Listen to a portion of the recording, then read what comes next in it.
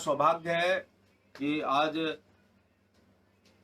मुझे आगरा के इतिहास, स्वतंत्रता संग्राम, आगरा के साहित्य, संगीत और कला के ऊपर अपने विचार व्यक्त करने के लिए मुझे ये अवसर प्राप्त हुआ है। मैं सबसे पहले धन्यवाद देना चाहूँगा श्री पंडित श्री रोशन लाल गुप्ता जी, करुणेश जी के परिवार का, कि जिन्होंने इस महत्वपूर्ण विषय पर मुझे अपनी बात कहने का आपने अवसर प्रदान किया है।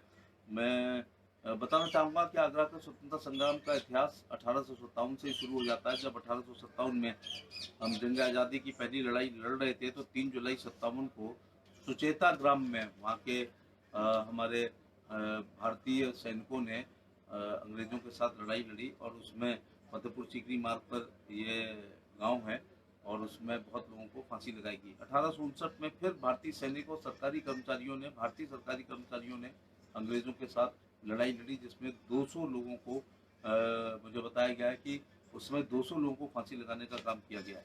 1928 में जब चंद्रशेखर आज़ाद, राम प्रसाद बिस्मिल, भगत सिंह, सुखदेव, राजगुरु, लाली जी, हमारे जो क्रांतिकारी साथी आज़ादी की लड़ाई लड़ने की में बहुत अग्रणी भूमिका निभा रहे थे, तो आगरा को केंद्र बिंदु मानते हुए, अब बात करते रहो, आवाज आ रही क्या, नूरी दरवाजा, हींग की मंडी और मोती कटरा पर उन्होंने किराए के मकान रखे, और यहीं पर बम बनाने का प्रशिक्षण भी हुआ। और चंद्रशेखर आज़ाद, भगत सिंह, सुखदेव, राजगुरु और बटुकेश्वर दास जी आगरा में रहे, और यहाँ से हमारे कुछ क्रांतिकारी साथियों की गिरफ्तारी भी हुई। 17 जून 1931 को गढ़ी सहजा, ये मेरे लिए और आगरा के लोगों के लिए बिल्कुल एक नई बात होगी। गढ़ी सहजा गांव है। जब आमल खड़ा आप जाएंगे तो उस्मानपुर से दाहिने हाथ पे गढ़ी सहजा है। गढ़ी सहजा में इतना किसान लोगों ने अंग्रेजों का विरोध किया कि उन्होंने उनके मवेशियों को कुर करने का काम कर दिया, और पुलिस, अंग्रेज और किसानों के बीच में मुठभेड़ हुई।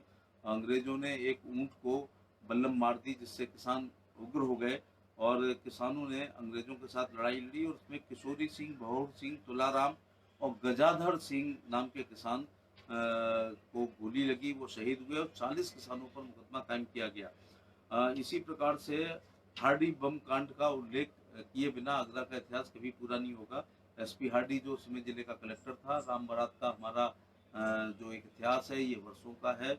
और ये जब राम बारात के लिए जब सारी तैयारी हो रही थी, 27 सितंबर 1940 को राम बारात जब निकल रही थी, तो केवल हमारे क्रांतिकारी साथियों ने, जिसमें खास तौर से रोशन लाल गुप्ता, करुणेश जी, वासुदेव गुप्ता जी, राम प्रसाद जी और मदन लाल आजाद जी, जो उन लोगों ने उस अंग्रेज कलेक्टर के ऊपर बम फेंका, और जिससे पूरे विश्व में ये बात गई कि हम आज़ादी क्यों चाहते हैं, और अब हमें आज़ादी चाहिए। इस जितने भी ये बम कांड हुए हैं, ये केवल इसलिए उस समय का नौजवान फेंकता था कि गूंगी बहरी अंग्रेजों की ब्रिटानिया सरकार केवल ये समझ ले कि उन्होंने जबरन इस देश पे कब्जा कर रखा है। हम रूस की क्रांति की तरह क्रांति करना चाहते हैं। फ्रेंच रिवॉल्यूशन का प्रभाव हमारे ऊपर पड़ा। 1789 में फ्रांस की क्रांति का हमारे लोगों पर प्रभाव पड़ा। 1857 में क्रांति के बीज पहले बो दिए गए, और उसी प्रकार से 1917 की जो बोल्शेविक क्रांति हुई है, उसका पूरा प्रभाव उस समय के हमारे वामपंथी विचारधारा के लोगों पर भी, जो लोग क्रांतिकारी साथी थे, पढ़े लिखे नौजवान थे, उन पर पूरा प्रभाव पड़ा।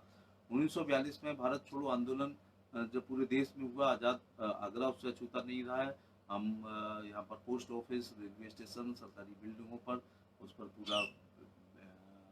पूरा उनका बहिष्कार किया गया, और वो हमारे टारगेट पे रहे। और देखो कितनी छोटी बात, चमरौला रेलवे स्टेशन है, जो बरहन स्टेशन से पहले वाला स्टेशन है, वहाँ आसपास के लोग, चाहे वो नगला खाड़ा हो, नगला गांवपल हो, नगला गडरिया हो, नगला फुटरा के किसान हो, सुजानपुर के हों, जामपुर के हों, चमरौला के हों, उदयपुर के रहे हों, इसी प्रकार से रुद्रनू, बांधू, चौपड़ा, नयाबाद, फतेहपुर वगैरह के ऐसे 5-10 हजार किसानों की संख्या समरौला स्टेशन पर जाकर के समरौला रेलवे स्टेशन को जलाने का काम किया, बरहन की स्टेशन की संचार व्यवस्था को करने का काम किया, खत्म करने का काम किया, और उसमें उल्फत सिंह, साहब सिंह, खजान सिंह और सोबरन सिंह घायल हुए।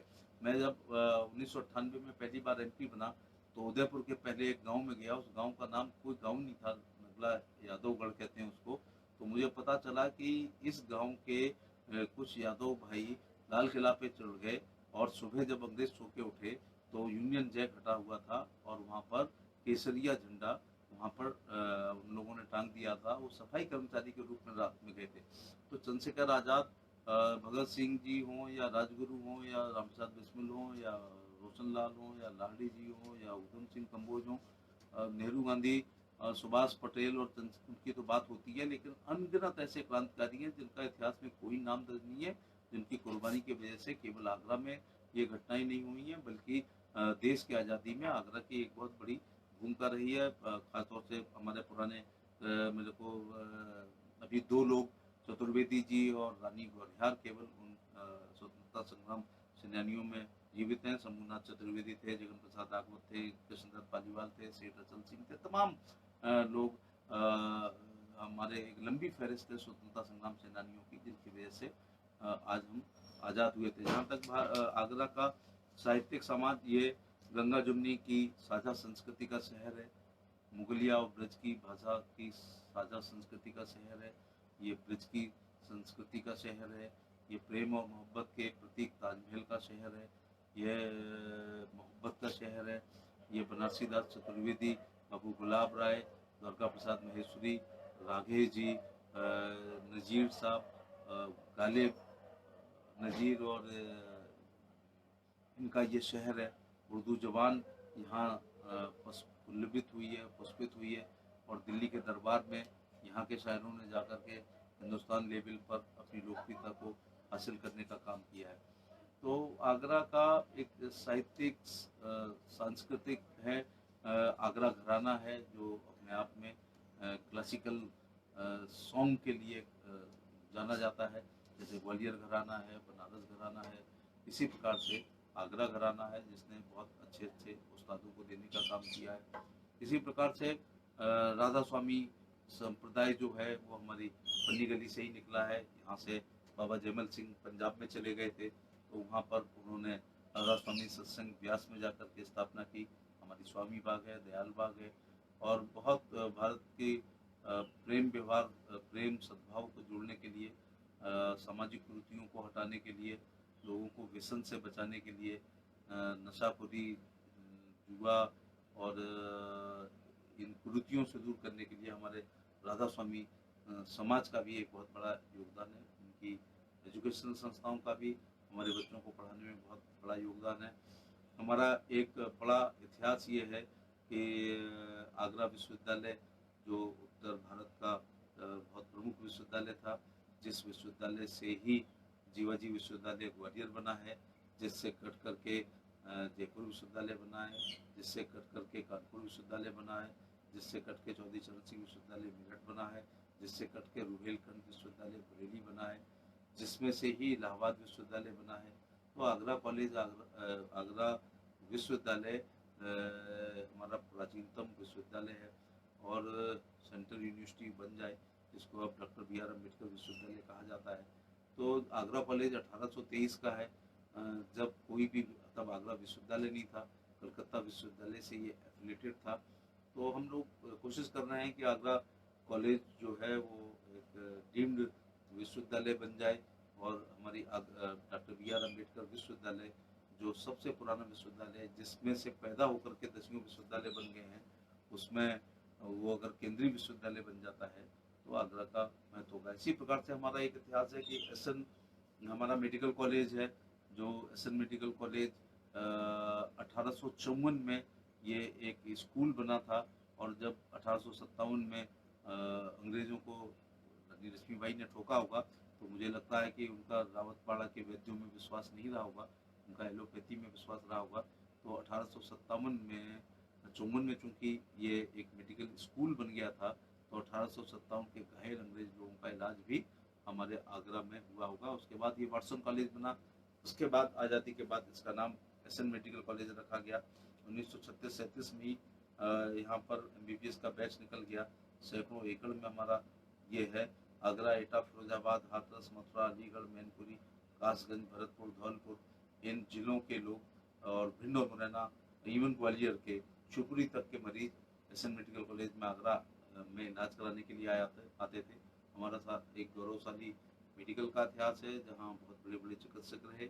उत्तर प्रदेश सरकार के 2 मुख्यमंत्रियों ने जब बीमार हुए तो किंग जॉर्ज मेडिकल कॉलेज की जगह उन्होंने एसएन मेडिकल कॉलेज में आकर के अपनी सर्जरी को कराने का काम किया और सर्जरी सफल भी हुई। तो बहुत ही साहित्यिक इसका है, इतिहास भी लिखा गया। आशीर्वादी लाल श्रीवास्तव और ईश्वरी प्रसाद जी ने यहाँ पर भारत के इतिहास को लिखने का काम किया है। दुर्गा प्रसाद महेश्वरी जी को हम बच्चों का गांधी कह सकते हैं। मुझे आज भी जो बच्चों के आईक्यू के अनुसार कविता लिखना सबसे कठिन काम होता है, तो बाल मनोविज्ञान को रख के वो कविताएं लिखी जाती हैं। मुझे आज भी उनका उठो लाल आंखें खोलो, पानी लाई मुंह धो लो, बीती रात कमल दल फूले, उनके ऊपर भौरे झूले, या यज्ञ में होता किन्नर नरेश, राजमहल में होता सोने का सिंहासन होता, सिर पर मुकुट चमकता। या एक बहुत मोटिवेटेड उनकी कविता है कि वीर तुम बढ़े चलो, धीर तुम बढ़े चलो, सामने पहाड़ हो, सिंह की दहाड़ हो। तो एक लंबा इतिहास है राजेंद्र रघुवंशी जी का, राजेंद्र यादव जी, नागर जी, हम बहुत ऐतिहासिक, बहुत ही अच्छे कवि, लेखक और साहित्यकार भी आगरा ने दिए हैं। और हमारा ये गौरव रहा है कि अगर हम इसकी संस्कृति पर जाएं तो आगरा शहर है।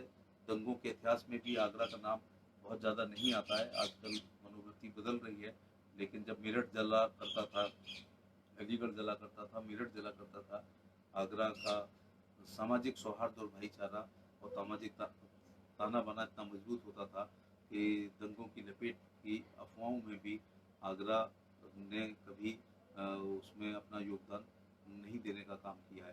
तो एक हमारा दीन इलाही भी यहाँ से चला, सुलहकुल भी यहाँ से चला।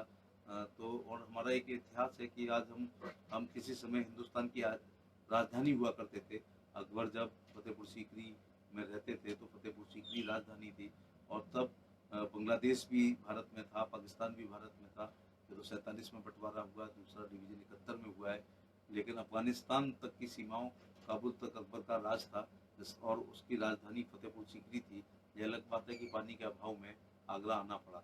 तो जो शहर मुगलों की राजधानी नहीं थी, बल्कि वो हिंदुस्तान की राजधानी थी। सर्वोच्च न्यायालय हमारे पास इसलिए रहा होगा कि जब कोई आदमी ने कत्ल किया होगा या राजद्रोह किया होगा, और अकबर जो बादशाह होता था वो चीफ ऑफ द आर्मी भी होता था, वो चीफ जस्टिस भी होता था, और इसके साथ वो राजा भी होता था। तो कार्यपालिका, विधायिका और न्यायपालिका और फौज, वो चारों चीज़ों का वो इंचार्ज होता था। तो जब किसी को मृत्युदंड दिया होगा तो इसी फतेहपुर सीकरी में और इसी आगरा में आजीवन कारावास और मृत्युदंड दिया गया होगा। तो मृत्युदंड हमेशा उसकी अपील कहीं नहीं हुई होगी, क्योंकि बादशाह सलामत द्वारा दिए गए मृत्युदंड की अपील कहीं हो नहीं सकती थी। इसका मतलब है सर्वोच्च न्यायालय आगरा था, जो आजकल हाई कोर्ट की एक खंडपीठ के लिए तरस रहा है। तो मैं स्पष्ट रूप से कहना चाहूँगा कि पश्चिम उत्तर प्रदेश की केंद्र बिंदु मेरठ नहीं है। पश्चिम उत्तर प्रदेश का सेंटर पॉइंट आगरा है। आगरा आगरा मथुरा वाले राष्ट्रीय मार्ग से जुड़ा है, आगरा एक्सप्रेस हाईवे से जुड़ा है, आगरा दिल्ली हावड़ा लाइन पर टूंडला और बरहेन पर जुड़ता है, आगरा दिल्ली मुंबई लाइन पर स्थित है। हम एयर कनेक्टिविटी से भी जुड़ रहे हैं। कोविड-19 नहीं आया होता तो हम लखनऊ से, हम जयपुर से, हम जोधपुर से, हम बीकानेर से, हम बेंगलोर से और मुंबई से और कलकत्ता से अब तक हमारी फ़्लाइट शुरू हो गई होंगी। आगरा के लोगों ने ध्यान दिया होगा कि यहाँ पर होर्डिंग लग गई थी, इनको की फ़्लाइट के होर्डिंग लग गए थे, उसकी टाइमिंग आ गई थी, बुकिंग भी हो गई थी। हमारे बहुत से बच्चे 10,000 से ज़्यादा नौकरी कर रहे हैं अथवा पढ़ रहे हैं, हमारे बच्चे बेंगलोर में हैं। तो ये एयर कनेक्टिविटी भी आ रही थी। तो ये आगरा का एक बहुत ही साहित्यिक एक इतिहास है। सूरदास जी का जन्मस्थली वाला है, जो कृष्ण की लीलाओं का इतना अच्छा वर्णन दुनिया में कोई बाल चित्रण नहीं कर सकता जो सूरदास जी ने किया था। और इसी प्रकार से हमारे ब्रज की बहुत मजबूत धरोहर है, चाहे हमारे ब्रज के गीत हों, चाहे हमारे ब्रज के नृत्य हों, हमारे क्लासिकल सॉन्ग हो या क्लासिकल डांस हो, सुरथला का डांस हो, सिर पे दीपक रख के डांस करने की यहाँ प्रथा रही हो। तो ब्रज जो है हमारा साहित्य से और कला से और ललित कलाओं से भरपूर है। मैं उत्तर प्रदेश का मुख्यमंत्री का आभार प्रकट करना चाहूँगा कि ब्रज विकास निगम उन्होंने बनाने का काम किया, और इस अलजाकांत मिश्रा जो एक वरिष्ठ IPS अधिकारी हैं उनको उसका चेयरमैन बना करके और बजटीय व्यवस्था भी करने का काम किया है कि बजट की भी व्यवस्था उसमें होगी, जिससे वो निर्माण कार्य और इन चीज़ों को करने का काम भी कर सकें। मैं करुणेश जी का बहुत आभार प्रकट करना चाहूँगा कि तीनों वैश्य समाज के लोगों ने SP हार्डिंग जो जिले का कलेक्टर था 25 सितंबर को 1940 को, जब राम बारात बरौलिया भवन से निकल करके और बारादरी से जा रही थी, कलेक्टर रिवाज हुआ करता था कि घोड़े पर बैठ करके और निकलता था, तो इन लोगों ने बम फेंके और बम से केवल ये बताना चाहा, जैसे पार्लियामेंट में भगत सिंह जी ने बम फेंक कर को चाहते तो वाइसराय मर सकता था, लेकिन उन्होंने बम फेंक करके केवल ये प्रयास दुनिया को ये बताना चाहता कि हमें गुलाम क्यों बनाया है, ये जबरन यहाँ पर क्यों है, हमारा ये आर्थिक शोषण कर रहे हैं, हमारे साथ दुर्व्यवहार कर रहे हैं और हम आज़ादी क्यों चाहते हैं। भगत सिंह चाहते हैं तो वाइसराय को जानलेवा बम भी फेंक सकते थे, लेकिन उन्होंने कोई वकील नहीं किया था, बल्कि हर तारीखों पर वो आर्ग्यू करते थे, जिससे दुनिया की प्रेस ये समझे कि भारत के लोग अपनी आज़ादी को क्यों क्यों चाहते हैं। तो ये 50-60 अच्छे क्रांतिकारी और हमारे स्वतंत्रता संग्राम सेनानी आगरा में से रहे हैं। मैं एक लंबी फहरिस्त होगी उनका नाम लूँगा, लेकिन अगर आज मैं आगरा का MP हूँ तो उसके पीछे हमारी कई पीढ़ी हैं, कई पीढ़ी खपी 1857 से लेकर 1947 तक, जब उन्होंने आज़ाद देश को आज़ाद कराया, भारत में लोकतंत्र स्थापित हुआ और उसके बाद चुनावी व्यवस्था हुई, बाबा साहब अम्बेडकर के नेतृत्व में भारत का संविधान लिखा गया, उसमें हमको मौलिक अधिकार, मौलिक कर्तव्य, राज्य के नीति निर्देशक तत्व, वोट देने का अधिकार, चुनाव लड़ने का अधिकार और कार्यपालिका, विधायिका, न्यायपालिका, मीडिया, लोकतंत्र के 4 खंभे बने हैं। उसी के साथ हमारा फेडरल सिस्टम आया है, संघीय व्यवस्था है, हमारी केंद्र सरकार के पास अलग अधिकार हैं तो राज्य सरकार पे अलग अधिकार हैं, तो केंद्र की सूची अलग है तो राज्य की सूची अलग है, तो विवाद न हो तो कुछ समवर्ती भी सूची है। तो एक ऐसा आइन, ऐसा संविधान, ऐसा कॉन्स्टिट्यूशन लिखा गया है, देश काल परिस्थितियों के अनुसार उनमें तमाम संशोधन भी समय समय पर किया गया है। तो जहाँ तक कहा गया मुझसे कि आगरा की साहित्य, आगरा का इतिहास, आगरा का कला, तो कई कला है। शाहजहाँ ने ताजमहल जरूर बनवाया था, लेकिन कोई फरजाने से कलाकार नहीं आए थे। ये इनले वर्क का काम, पच्चीकारी का काम आगरा में होता है। हमारा लेदर का काम, जिसमें हम पारंगत हैं, 60-70% एक्सपोर्ट हम करते हैं, दुनिया को जूता पहनाते हैं। कोविड-19 में सबसे ज़्यादा आगरा इसलिए प्रभावित है कि पर्यटन उद्योग से हम लोग जुड़े हुए हैं। हमारे यहाँ 10 5 स्टार होटल हैं, सैकड़ों होटल हैं, 20-30 हज़ार होटल हैं, 40-45 हज़ार से 65 हज़ार तक यहाँ पर कमरे होते हैं, 500 रुपये से लेके, और यहाँ 1.5 लाख तक का कमरा मिलता है। और पर्यटन के से ही हम जुड़े हुए हैं, क्योंकि ताजमहल बंद है, लाल किला और सिकंदरा को खोला है प्रशासन ने। मैं प्रशासन से मांग भी करूँगा, जब ट्रेनें चल सकती हैं, जहाज चल सकते हैं, सोमवार से लेकर शनिवार तक, तो राजा मंडी में इतनी भीड़ हो सकती है, सदर में भीड़ हो सकती है, सारी शॉपिंग हो सकती है, मॉल खुल सकते हैं, रेस्टोरेंट खुल सकते हैं, तो ताजमहल से ऐसी परेशानी नहीं होनी चाहिए। ये यहाँ के प्रशासन को जिम्मेदारी निभाना चाहिए। CISF की ये जिम्मेदारी है कि ताजमहल को खोले और ग्रुप में ले जाएं। एक ग्रुप फ्रंट में देखे तो एक लेफ्ट विंग में देखे, तो एक ताजमहल के राइट विंग में देखे, तो एक पीछे की तरफ रेयर पे देखे, और जब एक ग्रुप आ जाए तो दूसरा ग्रुप उधर चला जाए। ये बहानेबाजी होती है। जो लोग अपनी जिम्मेदारी से मुक्त होना चाहते हैं वो ताजमहल को बंद रखना चाहते हैं, लेकिन ये दोहरी सोच नहीं चल सकती है। जब रेल चल सकती है जिसके एक कंपार्टमेंट में 35-40 बर्तें होती हैं, तो ताजमहल तो इतना बड़ा प्रांगण है कि हम सोशल डिस्टेंसिंग को रखते हुए और मास्क लगा करके और सैनिटाइज करा करके हम खोल सकते हैं, जिससे अगर जापानी, एक हमारी बड़ी समस्या है कि हमारा जो पर्यटक है वो आगरा नहीं रुकता है, नाइट स्टे दिल्ली करता है। दिल्ली के लोगों ने आगरा के बारे में बड़ी सारी अफवाह उड़ा रखी हैं। अब बताइए, नल का भी कोई पानी पीता है? अगर वो कहते हैं कि वहाँ का पानी खराब है, तो योगी जी की सरकार में लॉ एंड ऑर्डर ठीक है, एक वातावरण बनाया गया है। दिल्ली की लॉबी इन लोगों को प्रभावित करती है, सुबह ब्रेकफास्ट करा के भेजती है, लंच पैकेट उनको दे देती हैं, डिनर लौट के कराते हैं। अगर नाइट स्टे पर्यटक आगरा में करेगा तो फिर यहाँ रुकेगा, खाना खाएगा, शराब पिएगा या शॉपिंग करेगा, पान खाएगा, घूमने जाएगा, तो रिक्शे वाले को भी, तांगे वाले को भी, टैक्सी वाले को भी, ड्राइवर को भी, रेस्टोरेंट वाले को भी, गहरे को भी, एम्पोरियम वालों को भी, मिठाई की दुकान वालों को भी, छोटी मोटी जो विंडो शॉपिंग होती है उनको भी, सबको लाभ मिलेगा। तो सब कुछ सामान्य होने पर मैं पूरा प्रयास करूंगा कि ताजमहल रात में भी खुले। जब हम 10 बजे रात तक ताजमहल को खोलेंगे तो फिर उसके डिनर लेके कोई पर्यटक दिल्ली नहीं जाएगा। दुनिया का कोई भी पर्यटक यह पर्यटन के दृष्टिकोण से हिंदुस्तान में आता है तो वो ताजमहल को ध्यान में रख के आता है। जब यहाँ आ ही जाता है तो जयपुर, जोधपुर, उदयपुर, मुंबई, कलकत्ता, मद्रास कहीं भी जाता है। दुनिया का एक भी ऐसा पर्यटक नहीं है जो हिंदुस्तान में पर्यटन की दृष्टि से आया हो और उसने ताजमहल ना देखा हो और बाकी जगह वो गया हो। इसलिए हिंदुस्तान के हर राज्य की राजधानी से एक जहाज आगरा आ सकता है, एक जहाज बेंगलोर से भी आ सकता है, हैदराबाद से भी आ सकता है, कलकत्ता से भी आ सकता है, जयपुर से भी आ सकता है, जोधपुर से भी आ सकता है, मुंबई से भी आ सकता है, गोवा से भी आ सकता है, गुवाहाटी से भी आ सकता है, शिलोंग से भी आ सकता है, इम्फाल से भी आ सकता है, बड़ौदा से भी आ सकता है, सूरत से भी आ सकता है, मुंबई से भी आ सकता है, दमनदीप से भी आ सकता है। क्योंकि एक राज्य की राजधानी से एक जहाज के यात्री निश्चित तौर से आएंगे। जो आज आएंगे वो 2 दिन रुक के परसों चले जाएंगे, जो कल आएंगे वो डे आफ्टर टुमारो चले आएंगे, जो यस्टरडे आए थे वो टुमारो चले जाएंगे। तो इस प्रकार से ये एयर कनेक्टिविटी हमको देनी ही पड़ेगी। ये एयरफोर्स का, सेना का एयरपोर्ट है, हमारे लिए परेशानी है। लेकिन उत्तर प्रदेश के मुख्यमंत्री का मैं आभार प्रकट करना चाहूँगा कि उन्होंने 60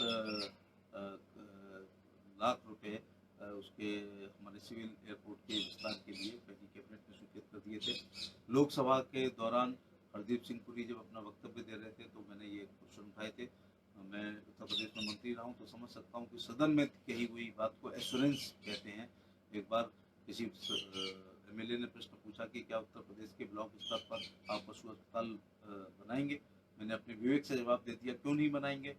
जो पशु जिंदाबाद मुर्दाबाद नहीं कर सकता, धरना रैली प्रदर्शन नहीं कर सकता है, तो क्या उसके लिए अस्पताल नहीं होने चाहिए। और चूंकि बीमार पशु को ट्रांसपोर्ट करने के लिए गाड़ी की जरूरत होती है, इसलिए जितने नज़दीक अस्पताल हों, मैंने आश्वस्त कर दिया। तो माननीय मुख्यमंत्री जी ने कहा तुमने इतने करोड़ रुपए का बजट एश्योरेंस कर दिया। तो मैं ऐसी पूरी, मैं इस बात को ये कहना चाहूँ कि हरदीप सिंह पुरी ने, नागरिक उड्डयन मंत्री ने लोकसभा के फ्लोर पर हमको एश्योरेंस दिया कि आगरा से कलकत्ता, आगरा से मुंबई, आगरा से जयपुर, आगरा से लखनऊ और आगरा से भोपाल और खास तौर से आगरा से बेंगलुरु फ्लाइट वो इस तारीख को शुरू करेंगे। और उन्होंने कंपनियों के भी नाम लिए थे। हमारा दुर्भाग्य है कि हम तो वैसे ही परेशान थे। सुप्रीम 3 राहु, केतु और शनि आगरा पर वक्र दृष्टि डालना है। मैं माफ़ी के साथ कहना चाहूँगा, एक का नाम माननीय सुप्रीम कोर्ट है, एक का नाम एनजीटी है और एक का नाम टीटीजेड है। एडॉक ऑडिटोरियम हमारे ऊपर लगा है, 5000 स्क्वायर मीटर से ऊपर का कंस्ट्रक्शन नहीं हो सकता है। यहाँ बड़ा होटल नहीं आ सकता, बड़ा अस्पताल नहीं बन सकता, बड़ा कॉलेज नहीं बन सकता है। हमें इस कैटेगरी में डाल दिया गया है कि पहले जी हम कोयले के उद्योग बंद कराएंगे, फिर गैस आई, फिर गैस के डिस्ट्रीब्यूशन और उसकी कीमत के ऊपर व्यापारियों को परेशानी हुई। फिर आगरा फिरोजाबाद के गैस के सिस्टम में काफ़ी हम उलझे रहे और उसके बाद अब कोविड-19 हो गया है। तो मैं अगर सबसे ज़्यादा इस कोविड-19 से कोई प्रभावित है हिंदुस्तान में तो आगरा शहर है, क्योंकि आगरा का जो लाइफ लाइन है वो पर्यटन है। तो उससे गरीब से लेकर अमीर तक सभी लोग प्रभावित हुए हैं, क्योंकि हमारे आबादी का बड़ा हिस्सा यातायात के रूप में, रेस्टोरेंट के रूप में, होटल के रूप में, एम्पोरियम के रूप में, मनोरंजन के अन्य साधनों के रूप में टूरिस्ट प्लेस रहता था। तो मैं ये भी कहना चाहूँगा कि एक बुद्धा सर्किट हमें बनाना चाहिए कि जो रिलीजियस टूरिस्ट भी आता है तो आगरा के बाद हम खजुराहो जा सकते हैं, खजुराहो के बाद वाराणसी जा सकता है, वाराणसी के बाद गया जा सकता है। क्योंकि जो बुद्धिस्ट सर्किट है, बुद्ध लोग बहुत धार्मिक होते हैं। मैंने संकिसा एक छोटी सी जगह है, बहुत छोटी सी जगह फरक्काबाद जिले में, मैं वहाँ देखता हूँ जापान का भी, कोरिया का भी, चाइना का भी, इन सबके थाईलैंड का भी वहाँ पर गेस्ट हाउस है। अमीर से लेकर गरीब तक गौतम बुद्ध की जन्म से लेकर मृत्यु से लेकर के और दीक्षा से लेकर, शिक्षा से लेकर, निर्माण से लेकर के और उनके बौद्ध संगति जहाँ जहाँ हुई है, प्रथम द्वितीय तृतीय, तो जो बौद्ध धर्म के अनुयायी हैं वो आते हैं और बुद्ध का जन्म से लेकर मृत्यु तक के समस्त स्थल जो हैं वो हिंदुस्तान में हैं। तो एक बुद्धिस्ट सर्किट बना करके भी हमको जुड़ना चाहिए, इस प्रकार से अपने टूरिज्म को बढ़ावा करना चाहिए। मैं बहुत साल पहले गोवा गया था, तो मैं वहाँ देखता था कि डेंटिस्ट मुझे बहुत दिखते थे। तो मैंने पूछा ये सब क्या है, तो उन्होंने कहा कि मेडिकल टूरिज्म को उनकी सरकार ने बढ़ाया है। जैसे रूट कैनाल है वो यूरोप में बहुत महंगी होती है, उससे बहुत कम पैसे में यहाँ हो जाती है, और बचे हुए चूँकि उनका बीमा होता है और शेष बचे हुए पैसों से वो हिंदुस्तान का भ्रमण भी कर लेते हैं। तो आगरा वैसे भी प्राइवेट नर्सिंग होम्स में बहुत हैं, मिनी एम्स हमारी यहाँ बन जाए। यहाँ दुनिया का कोई ऐसा राष्ट्रपति नहीं है अगर हिंदुस्तान आता है तो ज़रूर हमारे ताजमहल को देखने आता है, और अगर यहाँ उसके साथ कुछ हो जाए तो मिनी एम्स अगर होगी तो हम उनको फर्स्ट एड हम आगरा दे सकते हैं। इसके पहले कि भगवान अगर ऐसा कोई हो, एयरलिफ्ट से पहले फर्स्ट एड के लिए कोई सरकारी व्यवस्था हो, तो मिनी एम्स अगर एस कॉलेज कन्वर्ट हो जाए तो इसके लिए क्योंकि सांसद स्वीकृत नहीं करता है, सांसद संस्तुति करता है, सांसद प्रयास करता है। तो 1 साल तब हुई है अगर लोकसभा का कोई सा भी सत्र चला है तो दुनिया के किसी विषय पर बोलने से अलावा मैं घुमा फिरा कर आगरा में ताज पर्यटन के ऊपर, ताजमहल को रात में खोलने के ऊपर, एसएन मेडिकल कॉलेज को मिनी एम्स या एम्स का दर्जा देने के लिए। अब बताइए, जब संजय गांधी पीजीआई लखनऊ में है तो 70 किलोमीटर दूर रायबरेली में एम्स का क्या है, ये पॉलिटिकल है। रायबरेली में जब हो गया, सोनिया जी हैं इसलिए 70 किलोमीटर दूर पीजीआई, लखनऊ में केजीएमसी, 15 किलोमीटर दूर संजय गांधी पीजीआई और उसके 50 किलोमीटर दूर रायबरेली में एम्स। यहाँ पर तो 200 किलोमीटर दिल्ली है। अब कोविड-19 में अच्छे इलाज के अभाव में हमारे बहुत से नागरिकों को मरना पड़ा है। मैं आज भी अपोलो में मेदांता में लगातार संपर्क में हूँ, हमारे एक जानने वालों को मेदांता जाना है। तो अगर एम्स आगरा में बन जाता है तो केवल वो आगरा का इलाज नहीं करेगा, आगरा, एटा, फिरोजाबाद, हाथरस, मथुरा, अलीगढ़, मैनपुरी, कासगंज और औरैया, और मध्य प्रदेश के भिंड, मुरैना, ग्वालियर और राजस्थान के भरतपुर, धौलपुर, इतने जिलों का इलाज ऐसा करता था। एम्स बन जाएगा तो निश्चित तौर से उससे हमारी इनकम भी बढ़ेगी। हाईकोर्ट की खंडपीठ के लिए मैं यही कहना चाहूँगा कि जब कोई आयोग बना है तो आयोग की जो रिपोर्ट है वो लागू हो जानी चाहिए। जब भी कोई आंदोलन चलता है, धरना, रैली, प्रदर्शन वर्षों चलती है, तो एक कमीशन बैठा दिया जाता है। तो जो कमीशन बैठा था उसकी जो रिपोर्ट है वो आगरा के पक्ष में, ना कि वो मेरठ के पक्ष में। फिर मेरठ से 0 पॉइंट पर दिल्ली है, मेरठ से 0 पॉइंट पर हरियाणा है। मेरठ पश्चिम उत्तर प्रदेश का केंद्र बिंदु नहीं है। मैं ये भी आप लोगों को कहना चाहूँगा, लेकिन मैं क्यों कह रहा हूँ, मैं जिससे कह रहा हूँ उनके हाथ में स्वीकृत करने की पावर नहीं है कि मध्य प्रदेश में उनका हाईकोर्ट जबलपुर में है, उनकी खंडपीठ जबलपुर में है, इंदौर में है, भोपाल में है और ग्वालियर में है। क्राइम उनका आधा है, क्राइम उनका हमसे 1/4 है, पॉपुलेशन उनकी हमसे 1/4 है। तो और इसके बाद उनके पास हाईकोर्ट की मुख्य के साथ 3 खंडपीठ हैं। हमारे यहाँ पॉपुलेशन उनसे 4 गुनी है, क्राइम हमारा उनके यहाँ से बहुत ज़्यादा है, और खंडपीठ के नाम पर केवल एक लखनऊ खंडपीठ है। तो मैं मेरठ के कोई खिलाफ नहीं हूँ, अगर एक खंडपीठ वहाँ भी खुल जाए तो हम पे क्या फर्क पड़ता है, लेकिन आगरा में जरूर ही होनी चाहिए। और अव्वल तो वहाँ होनी नहीं चाहिए, लेकिन अगर कुछ और खंडपीठें भी खुल जाएं, ईस्टर्न यूपी में गोरखपुर खुल जाए, हम पे क्या फर्क पड़ रहा है। लेकिन जब हम लोग इलाहाबाद जाते हैं तो पेइंग कैपेसिटी ज़्यादा होने के कारण हमारा धर्मशाला से लेके, होटल से लेके, रिक्शे चलाने वाले से लेकर, वकील से लेके, जमानत से लेकर के और एफिडेविट से लेके हमारा ये शोषण ज़्यादा होता है कि ये अगर रुकने की व्यवस्था, रुकेंगे तो हम वहाँ खाना खाएंगे, होटल में रहेंगे, रिक्शे वाले को पैसा देंगे, इसलिए आदमी सुविधा शुल्क देता है वहाँ पर जिससे ना जाना पाए। तो ये हाईकोर्ट की खंडपीठ जो सुप्रीम कोर्ट रहा है किसी ज़माने में, अंग्रेज़ों के ज़माने में हाईकोर्ट रहा है, वो एक छोटी सी खंडपीठ के लिए तरस रहा है। तो ये है, एक परेशानी है, लेकिन मैं आपसे वादा करता हूँ कि सब कुछ सामान होने के बाद एयर कनेक्टिविटी के मामले में हम लोग बहुत अच्छा प्रयास करेंगे, जैसे उनको सुविधा दिलाने का प्रयास करेंगे। वह पानी गिरता हुआ भूजल स्तर अकबर से लेके आज तक है, यमुना में बैराज हो, नौकायन हो, वाटर स्पोर्ट्स हो, टूरिज्म बढ़ेगा। जो शहरों का बेस्ट पार्ट होता है वो हमारा वर्स्ट पार्ट है। मैं आपका केवल 14 महीने पहले से सांसद हूँ, तो मैं ये कम समय का बहाना नहीं बनाऊंगा, लेकिन मुझे विरासत में जो आगरा मिला है उसमें एनजीटी वक्र दृष्टि से देख रहा है, उसमें सुप्रीम कोर्ट हमको वक्र दृष्टि से देख रहा है, उसमें TTZ, उसमें तमाम मुकदमे आगरा को लेकर के माननीय उच्चतम न्यायालय में चल रहे हैं। ऐसा विरासत में मुझे आगरा मिला है। मुझे विरासत में आगरा जब मिला है जब जेवर का एयरपोर्ट स्वीकृत हो चुका है, वहाँ पर भूमि अधिग्रहण हो रही है। ये इंटरनेशनल एयरपोर्ट की जो हमारा ख्वाब और सपना होता था वो ठीक नहीं हुआ है। मैं दूसरे पे जिम्मेदारी नहीं डाल रहा हूँ, लेकिन 13 साल की उम्र में धरती पर जब मैंने जहाज़ पहली बार देखा था तो खजुराहो में देखा था। मेरे भाई वहाँ पुलिस अधिकारी थे। मैंने जहाज़ में देखने की इच्छा प्रकट की तो मैं जहाज़ में पीछे से गया, कॉकपिट तक गया, पायलट से पूछा अंकल कहाँ से आए हो? तो 1973 में उसने कहा था कि आगरा से। तो मैंने कहा आगरा से चलता है? बोला दिल्ली से। कहाँ जाओगे? बनारस जाएंगे। तो दिल्ली, आगरा, खजुराहो, बनारस, ये हवाई जहाज 1973 में जो इंडियन एयरलाइंस का चलता था, हम दूसरा नहीं चला पाए, हम तीसरा नहीं चला पाए, हम चौथा नहीं चला पाए।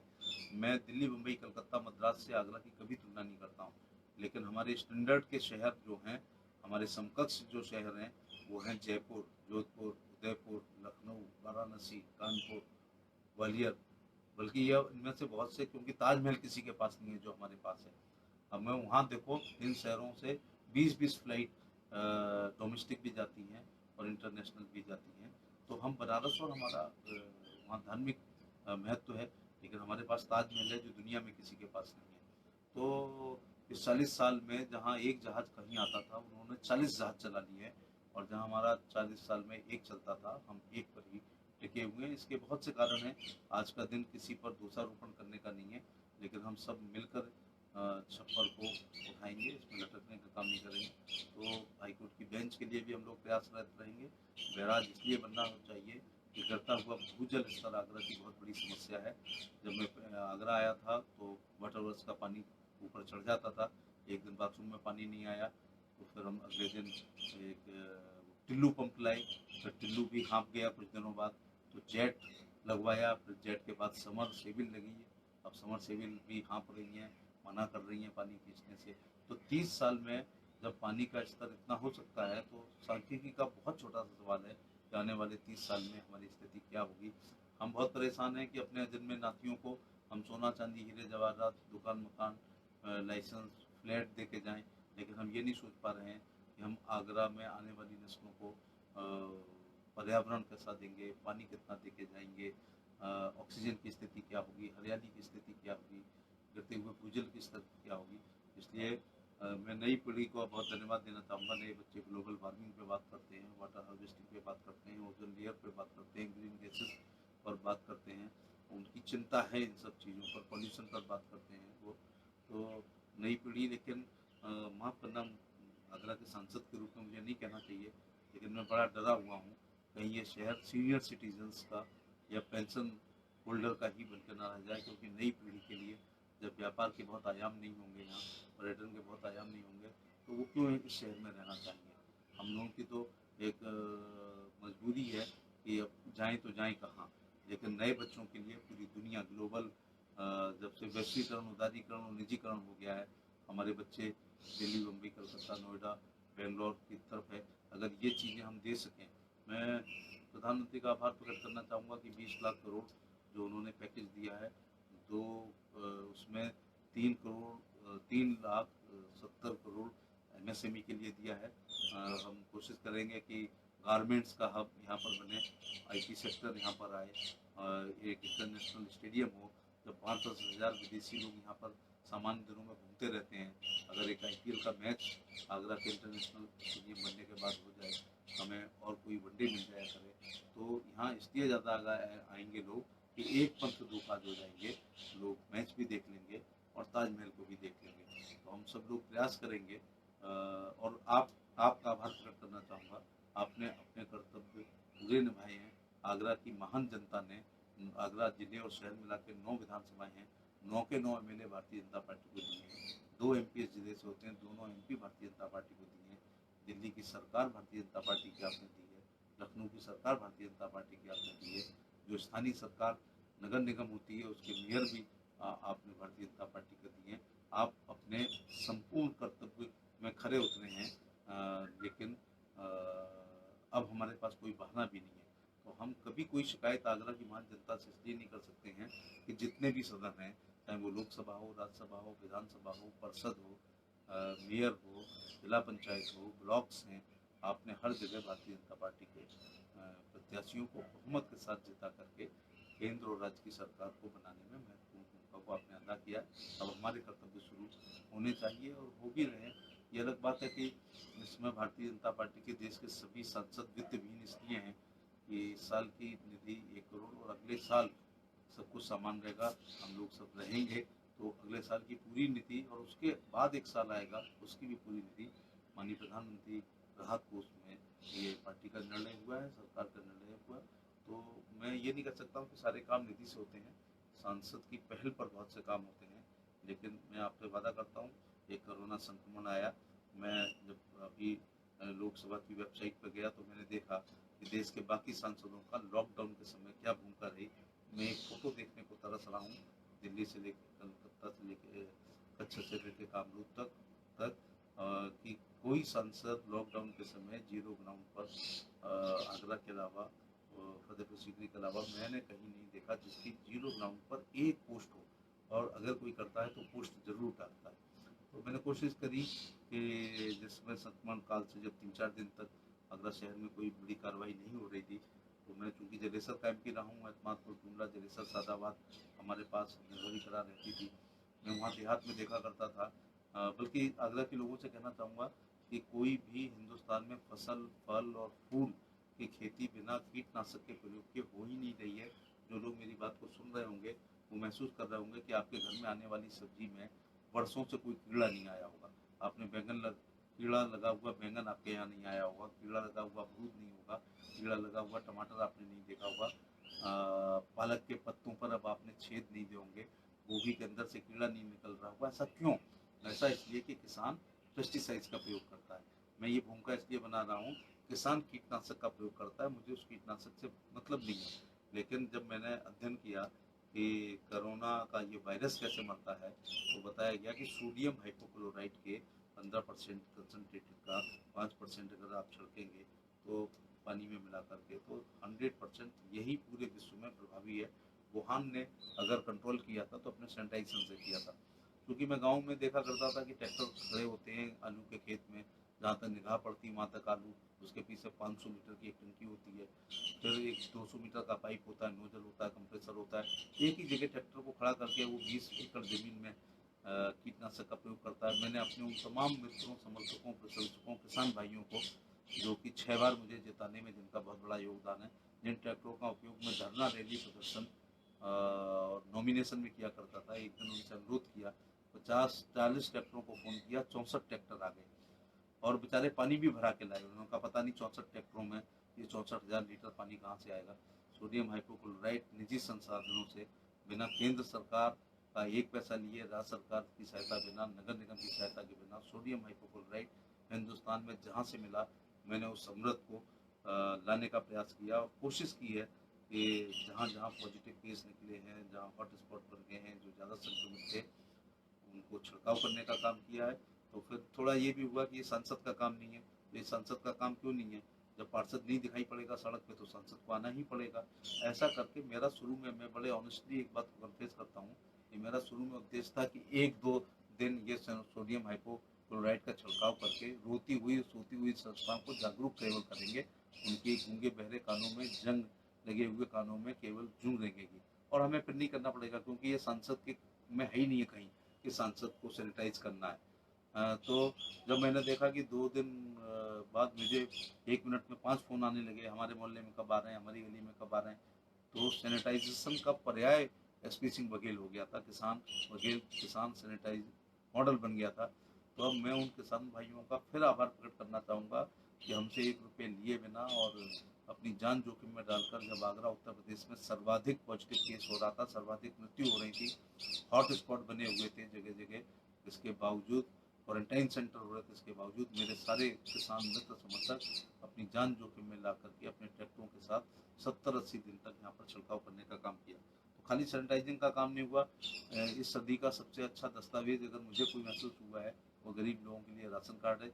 20-22 हज़ार राशन कार्ड लॉकडाउन में बने हैं, तो 10,380 वो राशन कार्ड हैं जिनको मैंने अपने हाथ से भरा है, जिन पे मोहर लगाई है, जिसपे संस्तुति सहित अग्रसारित लिखा है, डीएसओ को फ़ोन किया है, फार्म वहाँ से लिए हैं, भरवाए हैं। जांच करवाई है।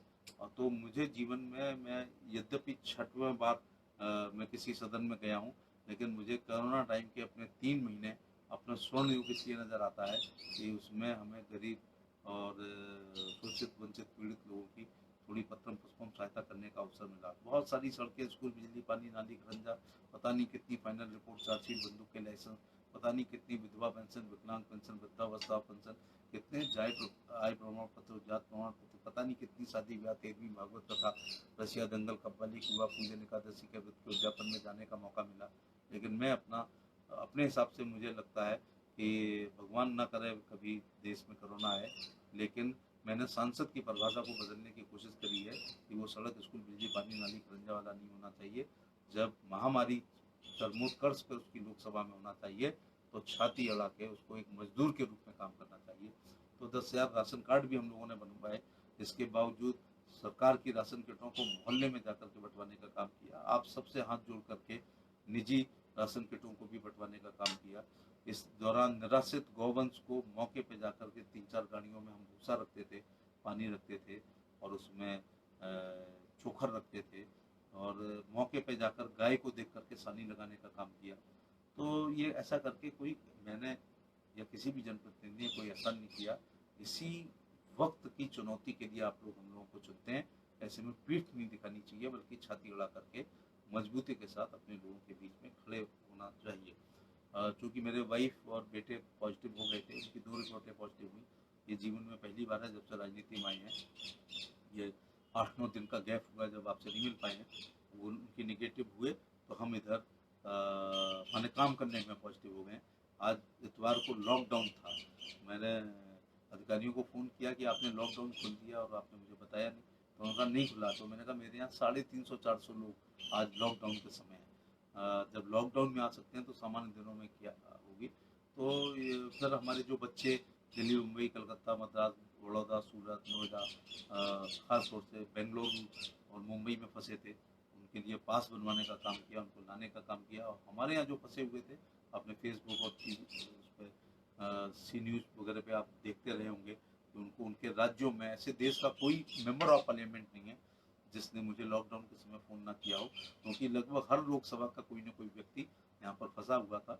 उनको उनके गंतव्य स्थान, उनके शहर भिजवाने का काम किया और अपने लोगों को बाहर से बुलाने का भी काम हम लोगों ने किया। ये छोटी सी पत्रम पुष्पम सेवा लॉकडाउन के समय हुई है। मैं ऐसे तमाम सांसदों को जानता हूँ जो हमारे अड़ोस पड़ोस में, जो 4 महीने से 5 महीने से आए ही नहीं है। तो नाम लूँगा तो थोड़ा विवाद हो जाएगा, लेकिन मैं देश में जब देख रहा था, हमारे एमपीज़ की प्रोफाइल होती है 0, जबकि हम पॉलिटिकल लोग कुछ भी करते हैं उसको पोस्ट जरूर करते हैं, 0 पोस्ट। हाँ, कुछ पोस्टें आई हैं घर में खाना बनाते हुए, कुत्तों को खेलते हुए, नातनों से खेलते हुए, अखबार पढ़ते हुए, उपन्यास पढ़ते हुए, टीवी देखते हुए, बर्तन मांजते हुए।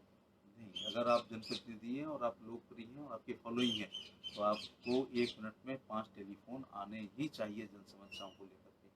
मुझे लगता है कि कुछ आत्म प्रशंसा ज़्यादा हो गई है, लेकिन मैं कमलेश जी के पूरे परिवार का, उनके बेटों का, ग्रैंडसन्स का आभार प्रकट करना चाहूँगा कि कितने बहादुर लोग ये होंगे जब ब्रितानी हुकूमत में जब गोली ही मारी जाती थी, राजद्रोह में फांसी ही होती थी, काला पानी होता था, अंडमान निकोबार भेजा जाता था, कोड़े मारे जाते थे, कोड़े की टापों से फुसलाया जाता था, उस समय पैरों में कीलें ठोकी जाती थी। तो हमारे रोशन लाल गुप्त, करुणेश जी, चाहे वासुदेव गुप्त जी रहे हों, चाहे राम प्रसाद जी रहे हों, चाहे मदन लाल आज़ाद रहे हों, तमाम फ्रीडम फाइटर्स रहे हैं, चमरौला स्टेशन जलाने वाले उन तमाम क्रांतिकारी साथी रहे हों, या हमारे सचेती गांव में जिन्होंने 1857 में अंग्रेज़ों से लोहा लिया, 1859 में यहाँ के राज्य कर्मचारी भारतीयों ने और भारतीय सैनिकों ने अंग्रेज़ों से लड़ाई ली, 200 लोगों को फांसी हुई, समरौला रेलवे स्टेशन को जला दिया गया। मैं उन तमाम नामचीन और जिनका नाम नहीं है उन सब के चरणों में प्रणाम करना चाहूँगा।